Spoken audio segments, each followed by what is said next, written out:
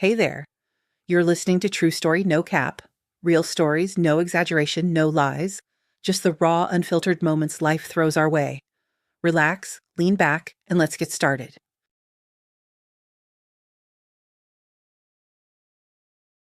Eleanor Grigoriev approached the coffee machine, intending to make a double portion of the scalding, strong drink of salvation. A night shift in the emergency room loomed ahead, and the habit of sleeping in snatches half an hour at a time between calls had never stuck. Was that even rest? Only the quick-witted Nurse Livy, whom the children's ambulance doctor knew from many difficult situations, joked about sleep. Uncle Reuben visited me again, hacking at me as I go. Coffee no longer helped, energy drinks in bright cans, alas, didn't either, and their composition was frankly harmful. When a child's life somewhere in the city blocks hung by a thread, balancing over an abyss, Olivia knew how to compose herself. The doctor was simply amazed. Nerves of steel, character of iron. Ellie's memory recalled a phrase, perhaps from a cartoon or some song. To herself, she mentally added, "and a golden heart, boundless, in which there was room for love for the whole world." After each return from a call, Livy and their driver Greg fell asleep instantly, barely touching their heads to the pillows on the sofas in the lounge. But the team leader, Eleanor Grigoriev, always felt on duty, maintaining full readiness for action.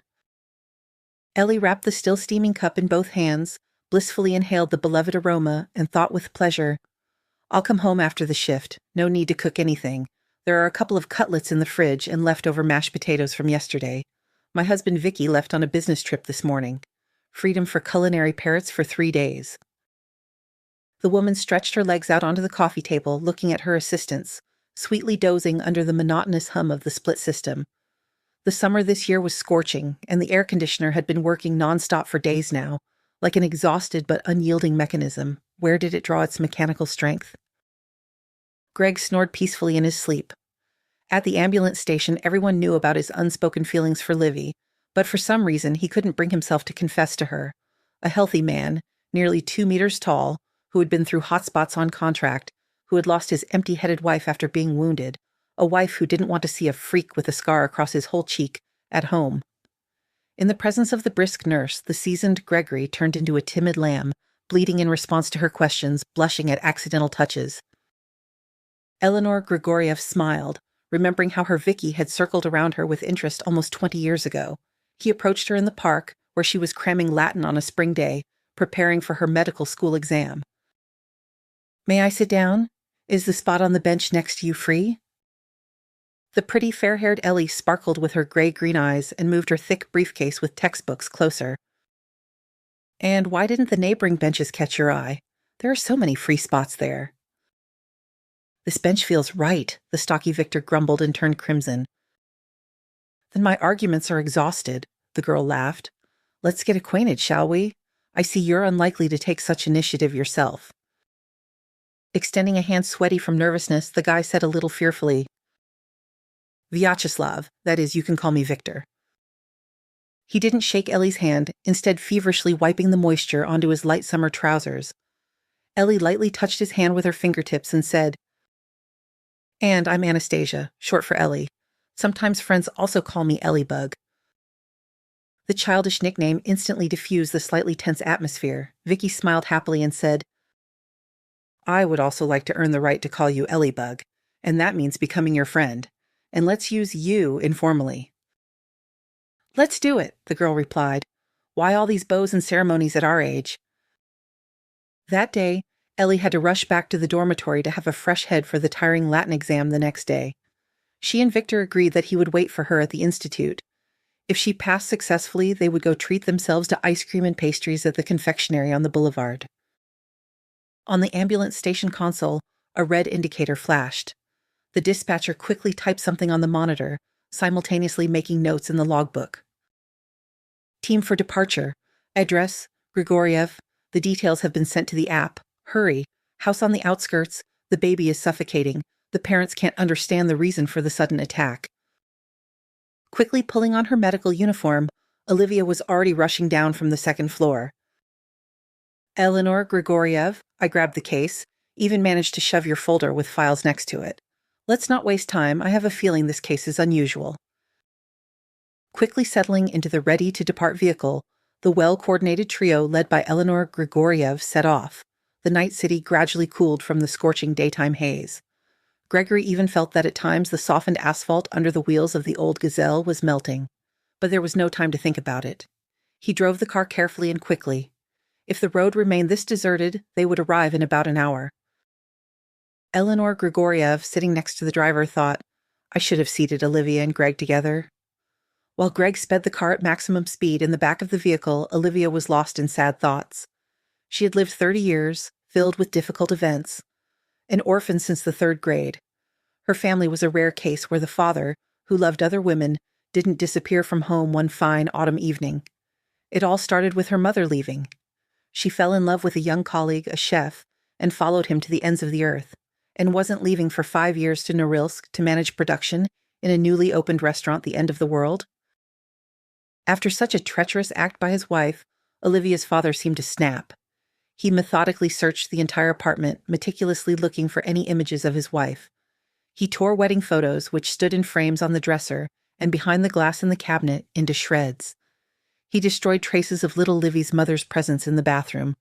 When he accidentally knocked a worn bottle of perfume, forgotten by his wife, off the shelf, it shattered with a plaintive crunch on the tile floor, and the man just stood there and trampled the shards with his feet, as if grinding the remnants of his love into the hard surface. The bathroom smelled of Mom persistently for a long time afterward. Olivia was only 10 then. She couldn't understand what was wrong with her if her mother had left her with her dad without even saying goodbye. The word love was unknown to her. Her parents didn't show much romantic affection in front of her. They were reserved and businesslike with each other. Later, analyzing her childhood, or rather what she remembered of it, Olivia made a vow. I will elevate my chosen one to the heavens with my warm affection. I will not repeat my parents' mistakes. The girl's father drowned his sorrow in a rather peculiar way. He didn't resort to the bottle, burying himself in work. The husband abandoned by his wife worked as a plumber. He was such a master that queues formed for him months in advance if a costly bathtub or toilet needed to be installed flawlessly in an elite apartment without scratching a single luxurious surface. No one around him even suspected that the miracle plumber had set a grandiose goal for himself: to earn fabulous money, fly to his wife in Norilsk, and prove to her that he was the one and only beloved man from whom you don't run away. In a beautiful tin box that had held nut halva, the master collected banknotes of different denominations, never once allowing himself to spend even a couple of rubles on beer. The wad grew, becoming plump, pleasantly warming his hands with its weight. Meanwhile, the object of his dreams up north, finding herself in an unfamiliar environment with cold realities, didn't cope. The tragedy was so banal that neighbors, upon learning that the recently arrived restaurant manager had decided to walk a couple of blocks home in a severe blizzard, merely shook their heads. Livy's mother got lost in the snowy captivity. After just a couple of steps, the snowflakes were no longer descending smoothly from the sky as she was used to. They fell like a dark, icy, piercing flock of large, predatory birds. Her mouth and nose were sealed shut. She couldn't breathe. The fatal winter seemed to hit her legs with a stick. She sat helplessly in a snowdrift. She had no strength to scream or call for help. When, an hour later, her worried husband didn't find his friend at home, he organized a search. The woman was found still alive. She quietly passed away later in the hospital. Her southern body couldn't cope with pneumonia. That's how Olivia became a semi-orphan, but they found out what had happened much later. The criminal story involving Olivia's father himself could easily be the plot of a detective novel. After his wife's sudden departure, he worked like a man possessed for a year. Finally, he saved up a sum that seemed to him a weighty argument for his wife's return. He dressed up, straightened himself up. But here was the problem. There were no direct flights from his city to that distant land. He first had to travel by train to a larger airport. The fellow passengers in the compartment seemed like nice guys to him. They had elite French cognac in their bag. He couldn't even pronounce its name properly. He had Ossetian pies from the neighboring bakery, a couple of his favorite juicy lemons, a chocolate bar. Olivia's father had a sweet tooth. They had a heartfelt dinner. He didn't even realize how he started to drift. His thoughts became sluggish. He completely relaxed. He began telling his new friends the story of his life. Even treacherous tears welled up in his eyes. When his neighbor suggested playing a few rounds of simple Durak, fool, He didn't suspect he was so easily drawn into gambling. He had held cards in his hands no more than a dozen times in his life. So when someone remarked, "Well, you're something. You've already managed to mess us up. We should let you play for money, lucky guy. You'll leave us all penniless in no time," he reacted with enthusiasm. Who would refuse to fill their money bag so easily? They bet 10 rubles each. A laughable sum, just for the thrill. Before the eyes of the unfortunate traveler, the paper pictures with kings and queens spun like in a mystical trick. All he could do was try to figure out what to throw onto the table next from the fan of colorful portraits. Olivia's father lost the first 1,000 to his cheerful companions purely out of interest, for a bit of excitement. How this sum increased 100-fold in just an hour, he couldn't even grasp. His head felt like lead, his eyes were heavy, and for some reason he desperately wanted to sleep. The last thing he heard as he sank into a viscous slumber was, "Alex." Then silence and darkness. For some reason, he felt like he wasn't sitting in the compartment on the cozy bed made by the attendant, but swaying with the carriage in some narrow metal space. A sharp screech of metal, a cold wind, damp drops of rare rain on his face. A flight. Olivia's father's body was found by chance a couple of weeks later in thick roadside undergrowth, between 2 settlements near the railway embankment. Even mushroom pickers and summer residents rarely appeared in these places. But a loving couple happened to wander into the forest belt. They rode there on bicycles, spent time alone without curious eyes. They were about to go home to the village. A red rag in the bushes caught their attention, which turned out to be a colorful sports bag. Then there was a long process of identifying the deceased, searching for relatives. That's when it was revealed that Olivia's mother was also no longer alive. What happened to the money intended for the couple's reunion? How the man ended up by the railway track? No one ever found out. A person was there and vanished for nothing. Olivia, left in the care of a kind neighbor during her father's trip to Norilsk, was sent by the guardianship authorities to an orphanage. And there were new walls, a new life. She was a sociable girl. Some children in state institutions withdraw into themselves. She, on the contrary, seemed to open up to her peers and educators. In studies and all activities, the lively Livy with a mop of fair hair, brown eyes the color of burnt caramel, a refined figure, was ahead of everyone. Her favorite subjects were biology and chemistry. Her hobby was participating in a series of theatrical productions. But even in sports competitions and hikes, you couldn't find a better little nurse among the girls. During one of the school outings, Olivia's classmate stepped on a rusty nail. A bad spot, a bad wound. Even the gym teacher and the young educator were at a loss. It was over a kilometer to the camp with the experienced elderly doctor, Claudia Peterson. Blood spurted from the jagged hole like a fountain, scarlet gushing. For a few seconds, Olivia, along with the others, examined the wound.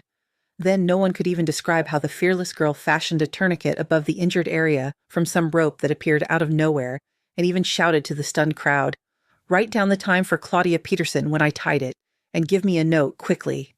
She tore her own white cotton shirt into makeshift bandages in an instant. With commands, "Get me the first aid kit, quickly. See what disinfectants there are, since some scatterbrain forgot to put a fresh batch of sterile bandages in it before the hike." A little later, the gym teacher, recovering from the shock, draped his windbreaker over the girl's shoulders, leaving her in just a thin top. With the help of 2 students, he constructed a makeshift stretcher from tree branches. The guy could barely walk himself, limping and wincing in pain. Later, at the children's home in the infirmary, Claudia Peterson said to Olivia after the ambulance left, "You just heard praise from the medics for providing such qualified first aid, but it was you who should have been praised, not me, an old crow. I didn't check before the hike that the first aid kit was poorly stocked. A disgrace on my gray head. Where did you pick up all this professional knowledge, child?" Olivia laughed and replied, "I don't know myself. First, I love movies and TV shows about medics. Second, it's as if someone is sitting inside me whispering, 'Take this and do this like this.'" So it happened naturally that Olivia chose her future profession not out of necessity for mandatory study somewhere after the orphanage, but out of great sincere love. The gazelle with the medical team strained as it climbed a small rise at the end of the street and stopped at the house at the address, Pechetnaya Street 10. Eleanor Grigoriev, with a deft movement, grabbed the case and quickly walked to the gate. Olivia, who lingered for a couple of seconds, was already standing behind her as usual, covering her back. An old copper doorbell was visible on the wooden gate, and Ellie thought, Some kind of antique. Probably hasn't worked for a long time. But the doorbell didn't fail, announcing the empty street in the pre-dawn silence with a ringing voice. Confident footsteps sounded behind the gate, and the next moment it swung open. A silent scene. The audience could have stood up and filled the surroundings with thunderous, prolonged applause. Standing before Eleanor Grigoriev was her husband Victor in person, who had left on a business trip that morning. Seeing his wife, the husband stammered, "Please come in. The girl is in the house in the far room." Ellie and Olivia rushed to the house. Iron hammers were pounding in the former's head. All questions later, now only the girl and her life matter. But what does all this mean? Where is Vicky from? What connects him to this little one? In the vestibule, there was a persistent smell of dusty rugs, piled up by the entrance door. A general lack of upkeep, clearly always present here, caught the eye. In the next room, aromas of yesterday's borscht, which had undergone more than one boiling test, and a little cinnamon lingered. The little patient was lying on a small sofa. Further away, near her, a young lady of somewhat exotic appearance was fluttering about. Seeing the mother, Ellie was indeed a little flustered. Dreadlocks of tangled hair the color of acid fuchsia, eyes heavily lined with black. Below, jeans with huge fashionable rips at the knees. Above, a shapeless t-shirt with a strange pattern. Again, a helpless thought fluttered in her head like a bird. Victor? What is her Victor doing here? A lover of impeccable cleanliness and classic style in clothing. By definition, he cannot be here. But he was standing nearby and looking at her with the pitiful eyes of a sick dog. Olivia felt the absurdity of the situation and commanded in a loud voice, "Everyone stand back. Let the doctor examine the girl. And you, Mommy, quickly tell us what's happening." The little one lying on the pillow looked so much like Victor that Ellie's heart almost stopped. It definitely skipped a couple of beats. It became clear that the angioedema had affected her larynx. The girl could barely breathe. There were traces of hives on her face. The baby involuntarily reached her hand towards the nasty spots, trying to scratch them. Surprisingly, Vicky took it upon himself to answer the medic's questions, which felt like a bucket of ice water poured over her, Eleanor Grigoriev, and he immediately, as if plunging headfirst into a whirlpool, "My daughter and I were at the circus today. There's a touring show with little performers, ponies. Our girl is crazy about horses. In the second act, when the pony show just started, Alana began to cough, and then her face started to swell before my eyes. I immediately knew something was wrong. We went to the first aid station at the circus, where they gave my daughter some antihistamine. The swelling disappeared instantly. We went home. At home, everything was fine at first, but then Alana started wheezing. I found sawdust from the circus arena in her hands. It turned out that when one of the pony horses was giving her a ride in a circle during the intermission, she picked up a handful of cut wooden mini blocks from the floor. She kept sniffing them to remember how beautiful her horse was. I suspect this is a severe allergy." Ellie listened to his monologue and couldn't believe her ears. "My daughter and I went home." A lump in her throat made it hard to breathe when Victor uttered these words. How could this be? For a moment, rainbow circles swam before her eyes, and she met Olivia's gaze. And Olivia understood. The doctor was unwell. Their Eleanor Grigoriev would faint right now in the middle of this small, stuffy room. Of course, Olivia knew her boss's husband. Undoubtedly, she understood that her supervising doctor knew nothing about her husband having a child out of wedlock. With a decisive movement, the nurse seated Eleanor Grigoriev on a chair, waved a cotton ball soaked in ammonia under her nose, and said just a few words. "Suspected quincke's edema. We'll take her to the hospital." The doctor nodded resignedly. "The condition is serious. Hope she doesn't start bronchospasm. Olivia, prepare adrenaline and prednisolone. They will buy us time." After the injection, Alana's face began to regain its normal color. Olivia commented, "Mister, don't stand there like a statue. Go outside. Tell our driver to give you a stretcher. We will transport the girl to the hospital. We need to try to avoid intubation. I wouldn't want to insert a tube into such a tiny throat." Eleanor Grigoriev acted like a robot, automatically. She came to when they were driving with Victor in the car, sitting on either side of the girl. Alana's breathing was still intermittent, but it had noticeably evened out. Victor didn't take his anxious eyes, full of longing, off the child. And Ellie remembered something else. After their first date, when she had successfully passed her Latin exam, Their relationship developed rapidly. A week later, they couldn't live a day without each other. They were unconditionally liked by both sets of parents. After her 4th year, they got married and moved into Vicky's grandmother's apartment. The lively old lady rushed to her younger sister in the village, where she enthusiastically took up flower breeding. Now you couldn't lure her back to the city for anything. Ellie and Victor were soulmates. Arguing or trying to sort things out, that wasn't them. Always complete unanimity in everything. The stocky Victor worked as a swimming coach at a children's sports school. Ellybug was successfully finishing medical school and was planning to do a residency. But she couldn't decide on a specialization. She joked, "I see myself as an ophthalmologist in a starched white coat, and an ENT doctor in an office with lots of sparkling metal instruments looks excellent too." Fate forced her to make a choice. After defending her diploma as if on some command from above, "Now you can," Ellie became pregnant. 9 months later, another sturdy one was born. Their son Anthony. Their Tony, their love, and their joy. He developed as expected. As the happy head of the family often joked, "Time to sit," Tony sat confidently. "Time to walk," he briskly toddled. Ellie neglected medicine a little at that time, always wanting to spend more time with her son, as if intuition was telling her things wouldn't be this serene for long. Trouble knocked on their otherwise prosperous family's door when Anthony was 3 years old. Anastasia's mentor, who had always told the young woman that she had abilities in medicine, hinted that in another 6 months, no medical institution would be happy to take her. This profession loves those who don't get distracted by themselves and constantly improve.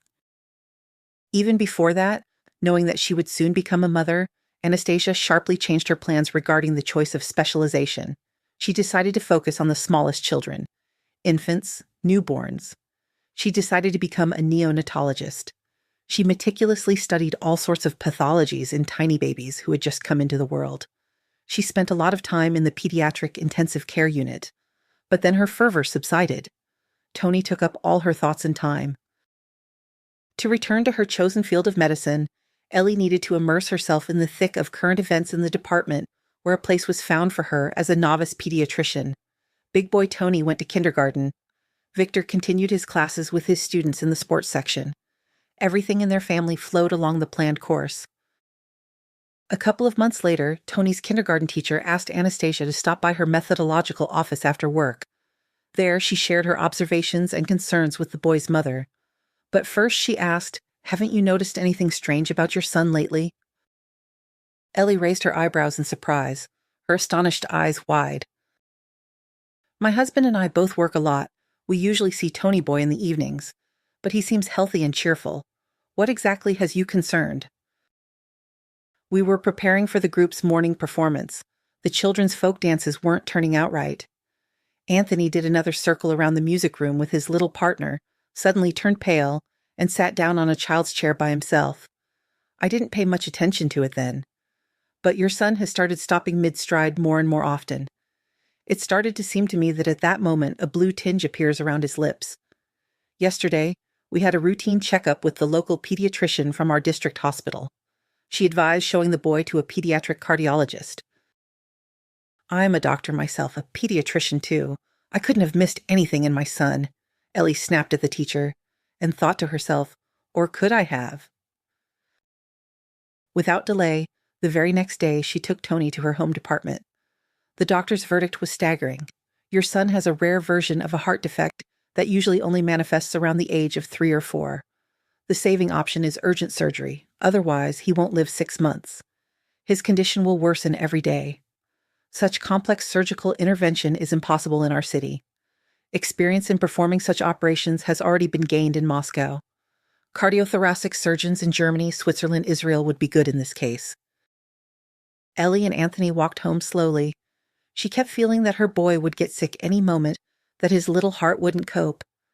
Victor rushed from the sports school as soon as she called him, and she kept poring over textbooks, notes, medical literature. Everything pointed to a 50-50 chance of a favorable or fatal outcome in their case, like on a seesaw. Where to find that point of balance that would make the seesaw tip in the direction they needed? The cost of the rare and complex surgery in Moscow seemed astronomical. Time flew.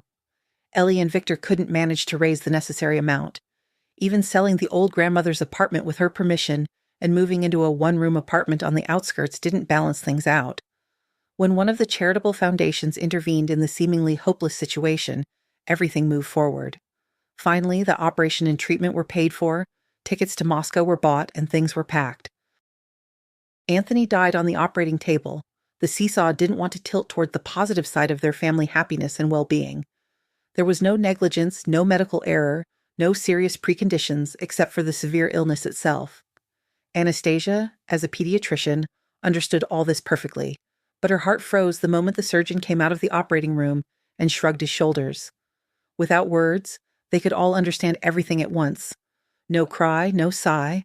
They just held each other tighter in an embrace in which, it seemed, they had stood the entire time while their son was being saved under the cold glare of bright fluorescent lamps.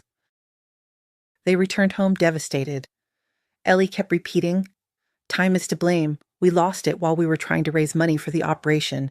If we had come to Moscow earlier, everything would have been fine." Then she took retraining courses for pediatricians on the ambulance service. It became important for her to manage to save at least someone else's child. That's when she uttered her motto phrase to her husband for the first time. "We are always responsible for everything. Some people just live their lives without understanding this." 2 years after Anthony's death, Victor brought up the topic of a second baby with Anastasia. She herself couldn't explain why her feelings were like this now. She didn't want to give birth anymore, didn't want to have another child. From now on, she wanted to dedicate all her efforts, abilities, and skills only to children in trouble, sick, suffering, but not her own. Victor resigned himself, didn't bring up the topic again, didn't hint. He was there, a true friend, dear to the point of pain. And now they were driving side by side with his daughter from some strange, incomprehensible girl. Eleanor Grigoriev didn't even want to call her mother in her thoughts. As if in a delirium, only one thought reigned deep down. What could her husband possibly have in common with this oddball? On a distant June day, when Vicky was strolling along the alleys of the local park, it wouldn't have occurred to him that fate was waiting for him on one of the benches in the form of a girl with luxurious gray-green eyes, more beautiful than which there were none in the whole wide world. The pretty person, contrary to his male understanding, ran a ballpoint pen over her concentratedly whispering lips, wound a thick strand of hair around her finger, wrinkled her nose, chewed a sausage sandwich, washing it down with some drink from a plastic bottle, and turned the pages again. And she did all this simultaneously without getting confused in the sequence of actions. Victor froze mid-stride, and as pompous as it may sound, he was done for. He fell in love at first sight. His legs carried him to the bench and the girl by themselves. And then he got a little flustered, so he blurted out the first thing that came to his mind. She didn't hesitate, offered to introduce herself, and didn't refuse to go with him to an ice cream cafe the next day. In any love or family story, there are two faces, two participants, two heroes. If someone were to write down the memories of Victor and Anastasia, there would be two similar stories. They understood that they loved each other and wanted to be together. They were close, friendly, understood each other. They lived, they waited, and then they raised Anthony together. Everything was the same, shared, everything was split. Together they faced a calamity like no other. Their son was gone, they remained. Against the laws of nature, the elders outlived the younger. That trip to the alluring, picturesque resort of Sochi, which was in full swing preparing for the upcoming Olympic Games, was somehow unusual from the very beginning. There were still 18 months until the significant world-class competitions. Construction was booming everywhere in the city. They even tried out a new hotel and cafe at Krasnaya Poliana, intended for foreign guests, with the coach and his team. Having admired the grandeur of the Caucasus Mountains, having swum to their heart's content in the Black Sea, and then having won another competition, everyone was going home happy. When buying tickets, the following fact became clear. Too many professionals from all corners of the country were traveling to and from Sochi at that moment. Travel documents became scarce. The coach's ticket was reluctantly bought for an SV sleeping car in a two-person compartment. His neighbor turned out to be a girl. As it turned out later, she was going home to a city on vacation. Her ticket was also bought at the last moment. Pug-nosed, blue-eyed, giggly. And as for the fact that God had shortchanged her a little in the brains department, always babbling some nonsense, well, Victor wasn't going to christen children with her.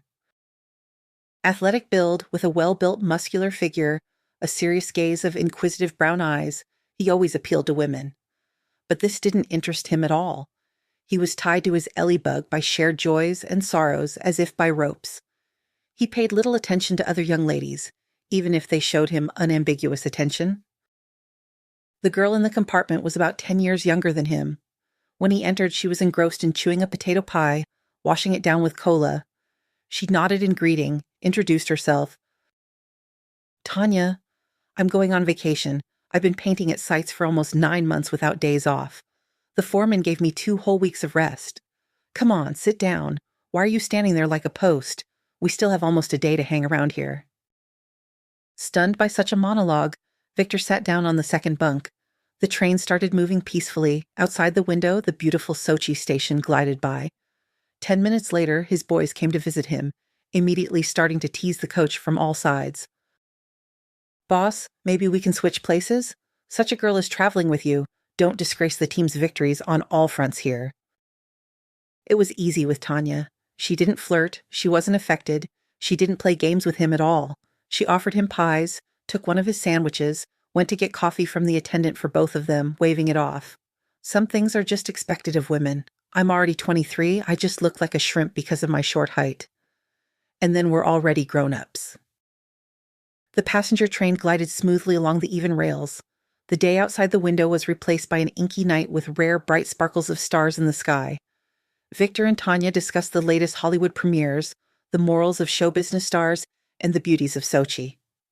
Then they listlessly told each other a couple of jokes from the ones they could remember. The conversation didn't flow further, and they decided to go to sleep. Victor flipped through some railway newspapers. Tanya rustled the pages of a detective novel. It was boring. Both, without speaking, lay on their sides with their backs to their fellow traveler and pretended to be concentrating on falling asleep.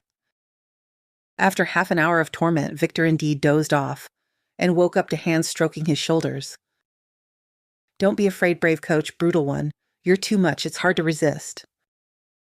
Victor twitched on the bunk, sharply got up and turned to face Tanya. What are you doing? Fellow traveler, I told you I'm married. Are you going to get me pregnant, Vicky, or will you never stray from your wife? Of course, the man growled angrily, but inside him the predator's excitement had already awakened. Tanya instantly caught the change in his mood, and then what happened? They barely spoke in the morning. No, I won't have coffee, thank you. Even the bold Tanya from the evening before didn't meet Victor's eyes unnecessarily, as if she was ashamed. In their city, they went their separate ways on the platform. His memories of that night were strange. For some reason, he didn't even consider this incident cheating on his wife. And then something unexpected happened. In the middle of autumn, Victor was locking the men's changing room doors as usual when the security guard from the lower hall called him. Vic, some girl is looking for you here. Going downstairs, Victor was greatly surprised to see his fellow traveler from the Sochi train at the entrance of the children's sports school. She beckoned him closer with a nod of her head and said through clenched teeth, I've had so many partners, but to get pregnant like this after just one night, that's never happened before. Listen, coach, abortions are expensive these days. You'll have to help me out with some money. Victor couldn't believe his ears. He could become a father again. He could have a son or a daughter. He would give half his life for such an opportunity. Quickly grabbing Tanya by the elbow, he dragged her around the corner of the building to the summer sports ground. There, he seated her on the stands near the football field and said loudly and clearly, You will give birth to this child for me, and I will be there. Not as your husband, don't even hope for that, but as his or her father. Just dare to harm the baby in any way, and you'll regret it. Tanya resisted such a way out of her interesting situation, shouting desperately at him, So, who are you to expect me to spend my youth and life on your offspring? Found yourself a surrogate mother, a free one? Maybe someone will ask me to marry them later and I'll have your baggage? They sat down at the negotiating table again and discussed the terms. Victor helps Tanya financially with everything, comes to her at any moment upon her first request. They would decide the child's fate after the birth. In return, she would lead a healthy lifestyle for the remaining 7 months, doing nothing that could harm the future baby. They found out they would be parents to a girl after another ultrasound. Tanya unexpectedly softened. Didn't want a boy, but a girl.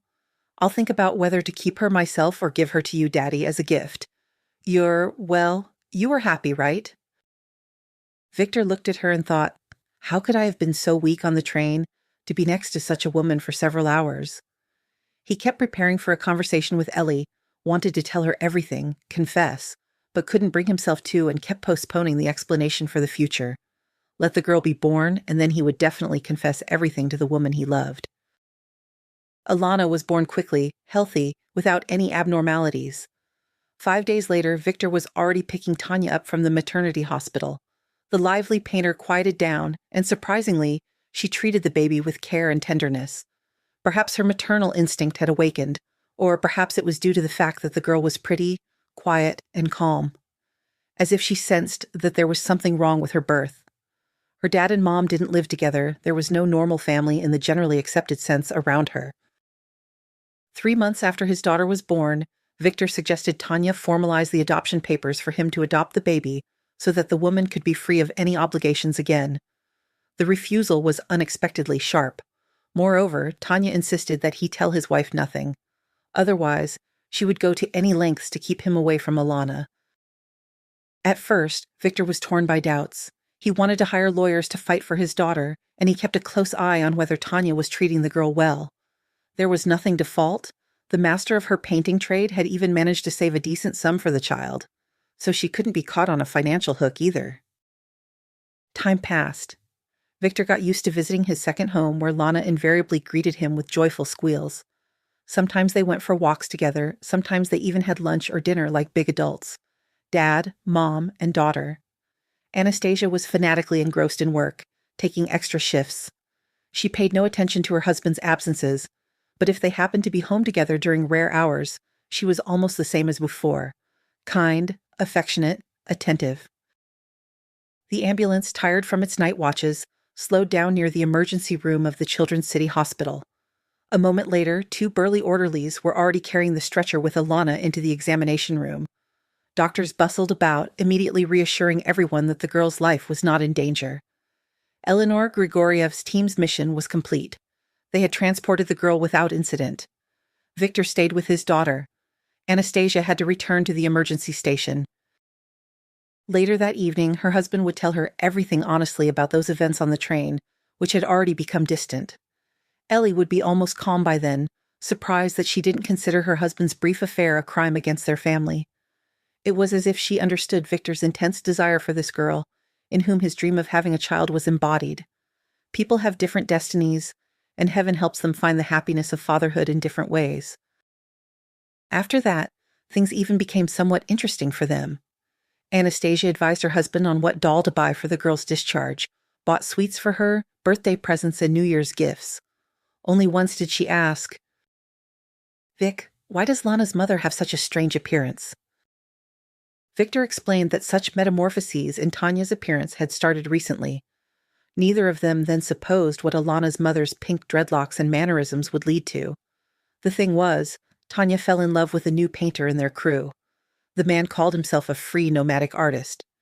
During breaks, he painted her portrait on the wall and then painted over it himself with the required monochrome layer of colored paint. Tanya was smitten, got the same dreadlocks as him. He advised the shade. The free artist didn't ask her out, didn't gaze languidly into her eyes, didn't shower her with gifts, didn't even hint at getting closer somewhere in a secluded corner of the construction site. He attracted her with his bohemian spirit, charm, which showed even through the beautifully cut holes in his jeans, refinement and aristocracy, which shone through in every gesture, movement, turn of his head. Tanya didn't ask herself what wind had blown this unrecognized genius onto their construction site. She only prayed that the male Mary Poppins wouldn't disappear from their simple horizon on some pleasant day. Now she imitated her idol in everything. She dressed like her gifted idol, smoked long thin cigarettes like her god, ate like her prince, sushi and wasabi for lunch, a glass of Italian wine, and elite cheese with mold for dinner. She paid less and less attention to Alana, pretending to be the ideal mother only when Victor appeared. He, however, had no anxiety about the striking changes in Tanya. By the New Year holidays, Tanya felt that her beloved love was about to take flight. In between falling into the whirlpool of love, The nomad told her that he never stayed in one place for more than 2 or 3 months. It got boring. He dropped out of art school, where he was learning his craft in his 3rd year. The urge to change places to unknown lands won out. Tanya rushed after the object of her love 2 weeks after sadness appeared in his eyes. But first, she prepared well. She already knew that Victor had no secrets left from his wife, so she invited both of them to a cafe to discuss an important matter. Having ordered coffee and pastries for everyone to, as she thought, sweeten the pill, she didn't beat around the bush. I've met the man of my life. That's what people call such love, I think. I'm ready to follow him to the ends of the earth. Alana is now superfluous to me. God knows I wasn't always such a bad mother to her. I'm attached to her in my own way. Now I want to arrange my personal life. If you want, Victor, finalize the documents. I'll give you my daughter and leave. Ellie was in shock at this offer. She wasn't at all against Victor's daughter living with them, but how could a mother just give up her child like that? The image of her little son Tony swam before her eyes, and her heart was pierced by a sharp and profound thought. If you came back, my dear, I would never give you away to anyone. Aloud, she said, We are always responsible for our loved ones. Victor, you haven't even said a word yet, and I, as always, am rushing ahead of everyone. We agree, Tanya, to welcome your girl into our family. Finalize the necessary documents. We will sign everything and gather all the papers on our side. By adoption, easily bypassing all sorts of bureaucratic obstacles, Victor and Anastasia adopted Alana in the shortest possible time. The girl had always adored her father. Her mother's departure was explained to her as a vital necessity, and she quickly found common ground with Aunt Ellie. They were happy together in their small space. Now, in their little one-room apartment, the voice of a little bell always sounded, invariably participating in all household chores. Alana hung laundry on the balcony with her dad, helping Aunt Ellie, and then the female half of the family baked pancakes in the kitchen and called the head of the family to come quickly for tea. This story could have ended here, but it's not for us to decide how fate will arrange things. It had already prepared new trials for these people. Another team was supposed to go to the call for the collapsed building. Someone in the heavenly office decided otherwise. A nurse from a neighboring team slipped right on the station porch. The first frost had just arrived in the city, and everyone had somewhat forgotten about the treachery of black ice. Somewhere on the other side of the city, near the collapsed building, the unfortunate victims were waiting for the ambulance, and the medical worker's leg was swelling before their eyes. Even without an X-ray, it was clear. It was a fracture. Eleanor Grigoriev's team was urgently reassigned to the accident site. As always, the composed Livy, Gregory, indispensable for trips on any type of road, and the focused Ellie. Everyone was assembled, ready to go. Even Olivia didn't argue about riding in the back, but quickly got into the seat with Greg in the cab. So, with Greg in the cab. There was no time for arguments and bickering. A couple of days ago, Ellie and Olivia had a serious conversation in an unofficial setting. They were friends and used you informally, only maintaining subordination at work. The doctor started the dialogue, but she didn't scold her subordinate for work mistakes. She chided her about Greg. Don't you have a heart, Olivia? The whole station is gossiping that Greggy is pining for you, and you're acting like a stranger. After all, you're good in every way, outwardly, inwardly, and as for the scar on his face, that only adorns a man. And what are you suggesting, Ellybug? He reacts like a devil to any touch from me. Seriously, am I contagious or something? He touches me accidentally and jumps back. How am I supposed to understand such a reaction to myself? And you say he's in love. It's all lies. Now Olivia was driving next to Greg and again involuntarily admired his manly profile. The scar, cutting across his eyebrow and snaking down to his beautifully outlined lips, no longer frightened her. Greg was attractive with that kind of masculine beauty that promised protection and strength to whoever was by his side. The only mystery remained that he so deliberately avoided her. If he loved her, why was he like that? Greg was afraid to get closer than a meter to the nurse Livy. He loved this giggling person too much to offend her with an involuntary display of his male interest. And now, as soon as Olivia briefly turned away towards the window, he would instantly glance at her to admire her understated but so pretty beauty again. When the nurse returned her head to its original position, Greg sat straight, looking at the road, as if nothing had happened. In front of the building where a collapse had occurred on the 3rd, the very top floor of a rather old building, a crowd of curious people had gathered.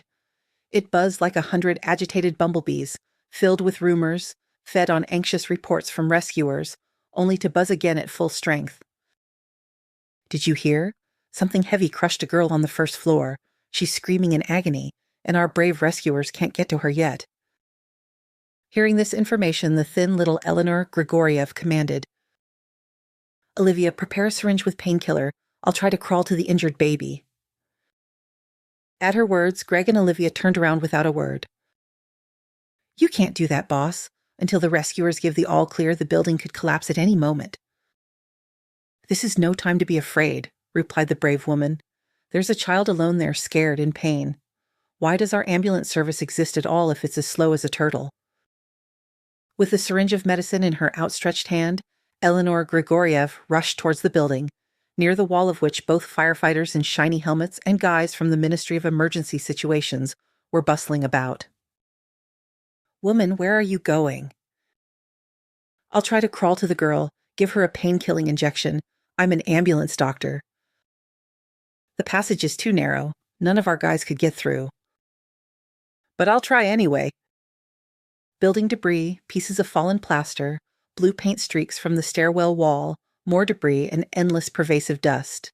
Ellie first had to get on her knees, then moved almost crawling, mentally thanking her husband for making her keep fit for so many years, going to the pool twice a week, jogging with him in the mornings.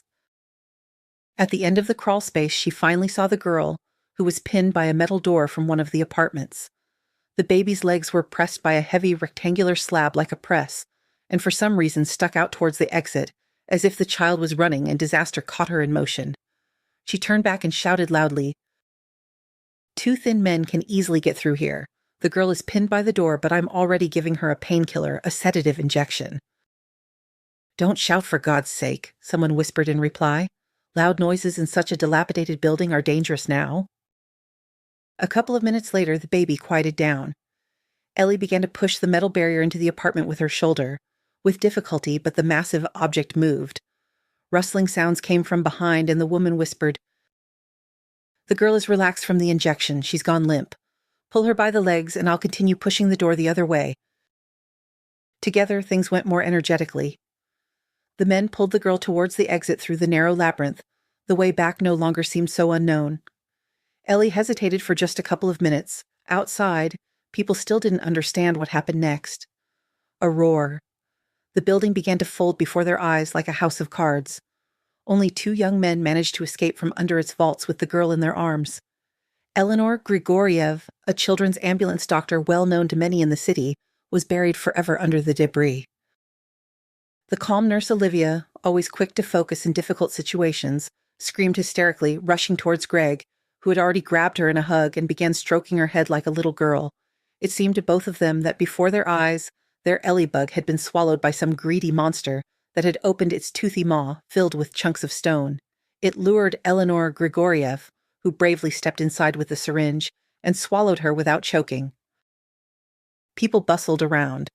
Someone said that the fate of 4 more residents was unknown. Ellie's widowed team stood in the middle of the chaos, tightly hugging each other. A little later, having been informed that their presence was no longer needed, they walked to the car, still holding hands. They now had to go to Victor to deliver the bitter news to him and little Alana. 2 weeks passed. Greg and Olivia now had a new doctor boss, an elderly pediatrician who had transferred to the emergency room from the city children's polyclinic.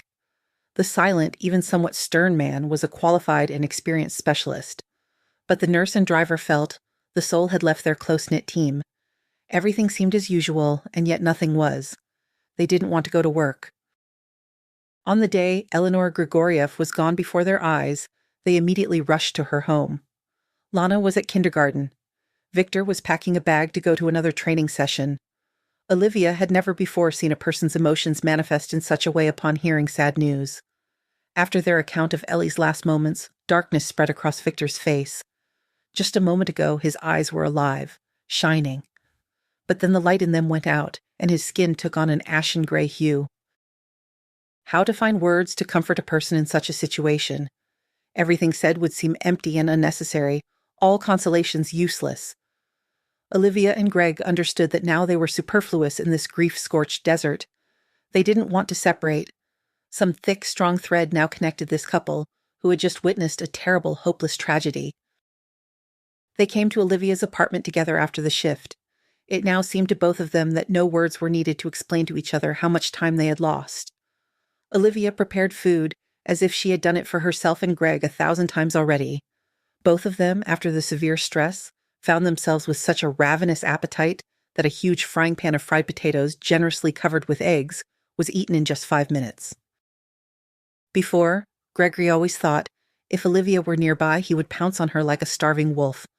Everything happened differently. He had such tenderness for this woman that a little more, and he would melt like ice cream on a hot day. Greg felt such happiness inside that it seemed all those long torments of waiting had never happened. When Livy fell into a troubled sleep, he couldn't sink into a saving slumber. He checked if he was imagining things. She was indeed sleeping on his shoulder, his woman, his dream, his vision. And he was very struck by the warmth with which Olivia touched the ugly scar on his face, how she kissed the curved line, looking into his eyes. Did he like her kind caress? And she behaved as if a hero, a protector, a support was by her side. He immediately remembered the disgust on his wife's face when he returned from the hospital after being wounded in a hot spot. They didn't utter a single word like, I love you, I need you, female, or I need you, male. In their story, everything had already been said a long time ago, and now they were simply proving to each other that it wasn't a mistake, that it was worth enduring and waiting for everything to happen exactly as it was happening now.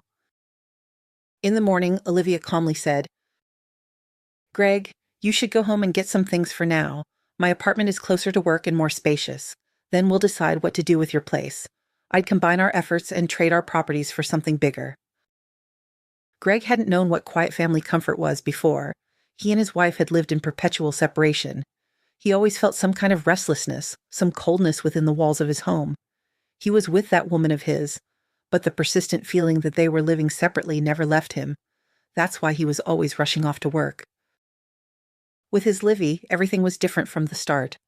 A certain confidence appeared that he was needed and important, that even when he went to the supermarket for groceries on his girlfriend's errand, she managed to miss him and greeted him so warmly at the door, as if he was returning from some distant travels every time. Victor lived as if in a daze after Ellie's tragic death. In the morning, he mechanically made sandwiches and coffee for himself, while stirring milk porridge on the stove for Lana Bug. The girl became his salvation, his solace, his light in the window. In his free time, he couldn't stay in the tiny apartment at all. Both his and Ellie's parents rapidly declined after the grief that struck the family, almost simultaneously turning into helpless old people. Both older families began to seek solace in working the land. They fanatically planted everything in the garden and vegetable patch, finding in this work, if not joy, then oblivion. They tried not to think, not to remember.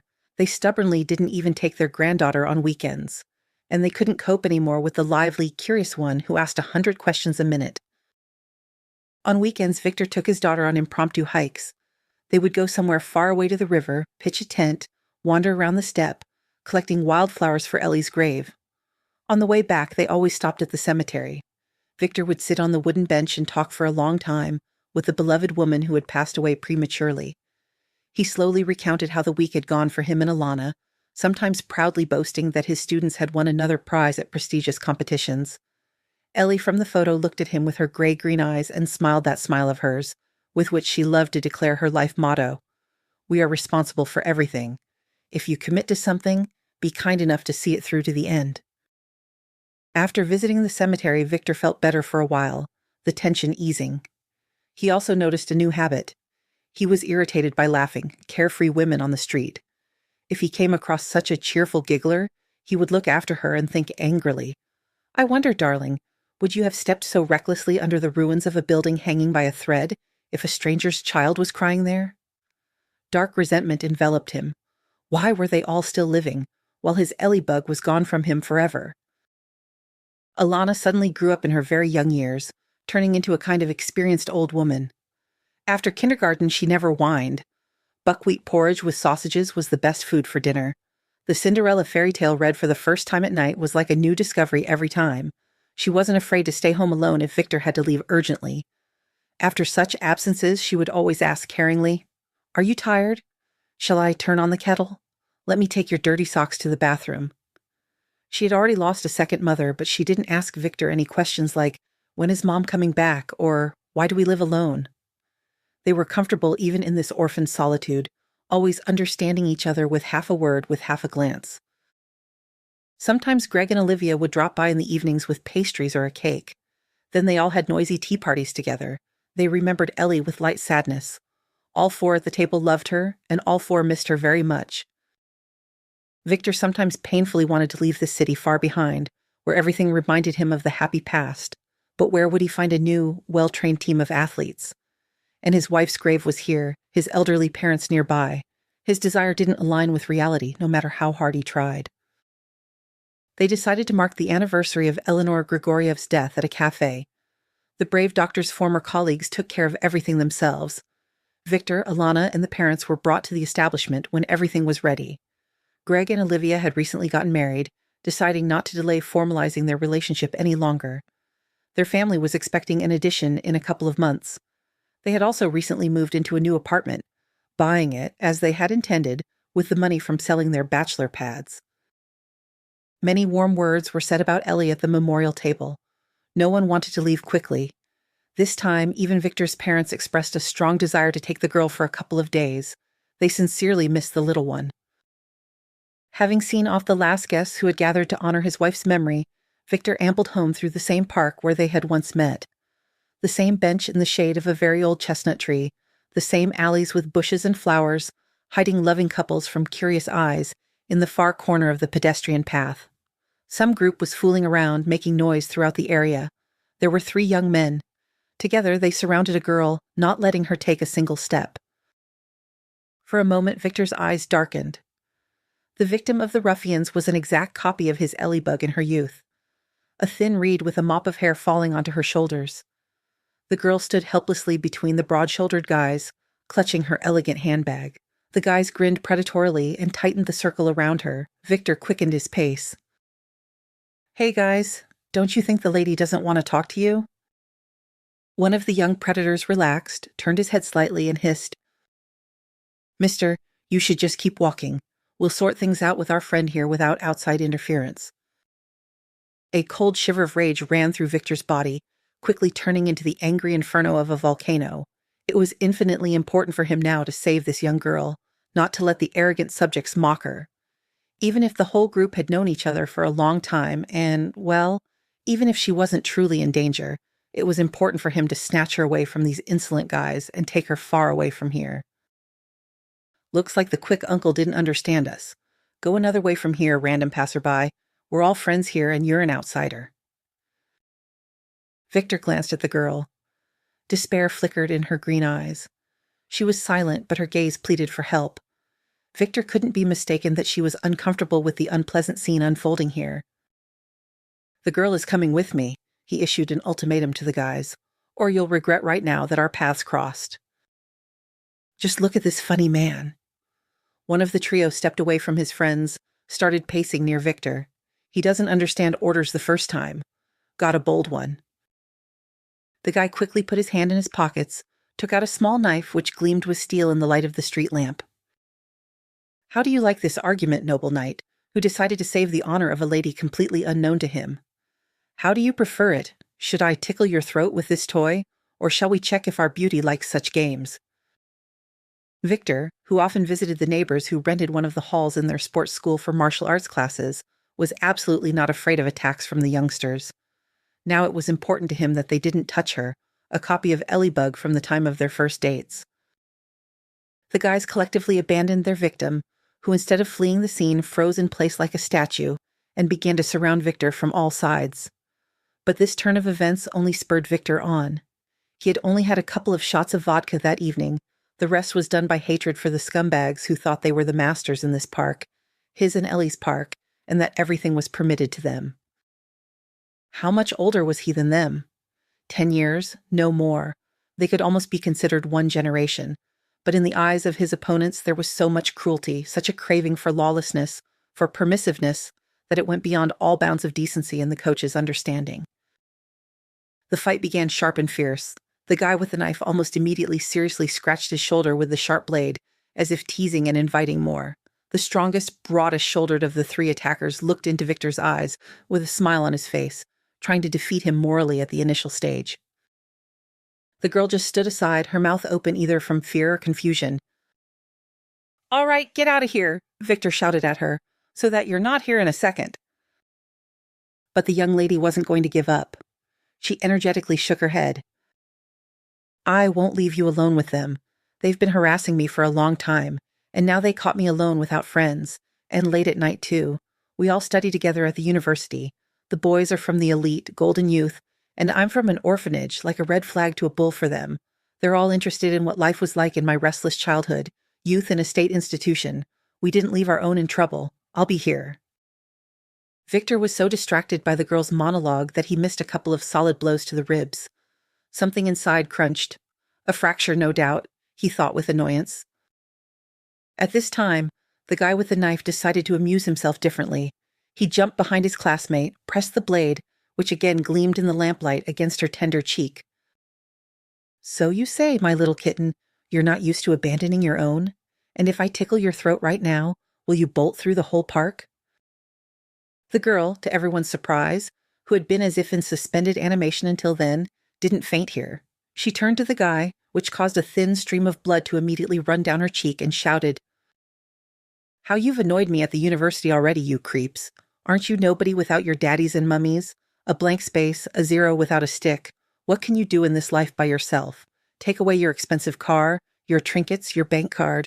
What do you know about having to survive in a wild pack of teenagers?" None of the men involved in the fight expected such resistance from the pretty student.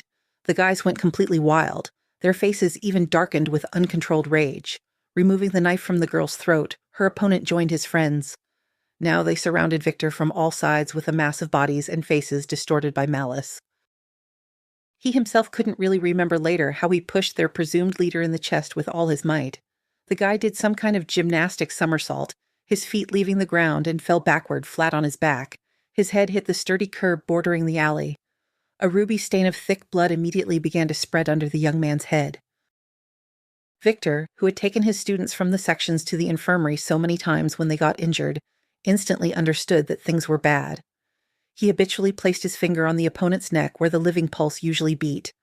There was no pulse. The rest was like a blur. The girl came to first. "Call an ambulance, the police, quickly. Nobody leave." The guys nervously started pulling out their phones, calling somewhere one after another. Parents, services, some important acquaintances. Victor sat on the curb next to the guy and thought feverishly, "Lana is at her parents' place, who wanted to look after her today. I'll probably be arrested now. What will happen to the girl?" He quickly called the young student over. "What's your name? I'll need your help." "I'm Vera. Tell me what to do." "I'm Victor. Here's a note with my address, the keys to the apartment, the phone number of my friends Gregory and Olivia. My 5-year-old daughter is at her parents' place now. Pick her up and give her to my friends. They'll take care of her." When the police, ambulance, and a bunch of other people arrived, Victor was strangely completely calm. As the saying goes, don't swear off prison or poverty. Apparently, it was his turn to learn what state bread and life in prison were like. Look at all the important people who arrived, already giving orders to the servicemen and some guards who came with them. Perhaps Victor was incredibly lucky that he was immediately taken to the police car. Otherwise, the unleashed dogs surrounding the high-ranking father of the deceased guy would have dealt with him right there on the spot. Vera, saved by him from the scumbags who knew no bounds, kept hovering near Victor. She even managed to show the ambulance crew the cut on her neck to get a report later about the injuries. She kept babbling and babbling something to the detectives, the investigator. Their whole disheveled group was brought to the police station together. They immediately took all his documents and mobile phone. While they were dealing with him, Vera, like a quick little mouse, ran off to the side and made several telephone calls.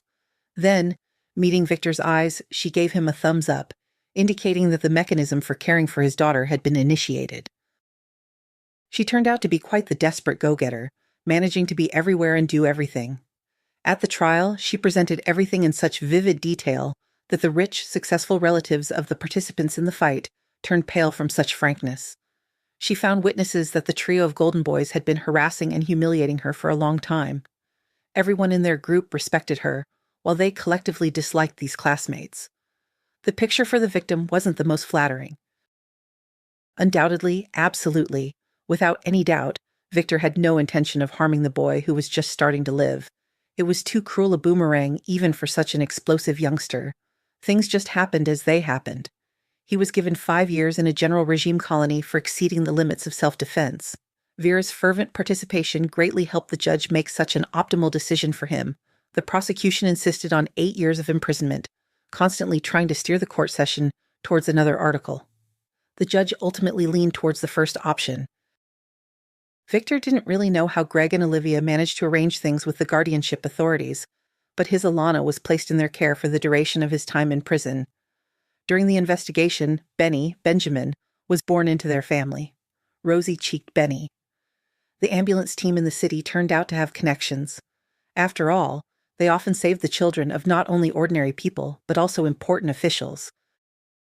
When Olivia was allowed a visit, she was able to calm Victor. "Don't worry, my friend. Alana will be fine with us. You and Ellie are not strangers to us. I'll write to you about her life and times regularly and with pleasure. Greg and I will come visit you as soon as they allow it. You'll apparently be serving your sentence in a neighboring region, so that's not far for us. And tell me, what should we do with your little tail?" Vera visits Alana all the time, brings her toys and sweets, asks our permission to pick the girl up from kindergarten, take her for a walk in the park, go to the cinema for a cartoon premiere. I never thought the girl would turn out to be such a loyal friend. We met her, of course, under not the most pleasant, one could even say tragic circumstances. She defended me so actively during the investigation. She testified so fiercely in court as the main witness. You never know how such a little thing will behave in extreme conditions. She turned out to be quite capable. Good heavens, Victor, how naive you are when it comes to relationships with the opposite sex. She fell in love with you at first sight. Knightly behavior, a protector, you have the right look. And about her being a little thing, you're mistaken, my dear. She entered university after law college. She's 23 now. You're only 9 years apart. She just looks so young because of her petite height and overall fragility. She has the right character. Take a closer look at the girl. Ellie can't be brought back, and you and Alana still have a lot of good things ahead of you. You both deserve it. The guard who was leading the prisoner after the visit with the young woman didn't understand why this stocky man was smiling all the way back to his cell. How could he guess that Victor was thinking that perhaps there would still be happiness in his life if this lively person with green eyes waited for him to be released? Love comes in different forms. Some constantly trade the feeling for pennies, while others remain the chosen one for long years without fear or reproach. It just depends on who gets lucky.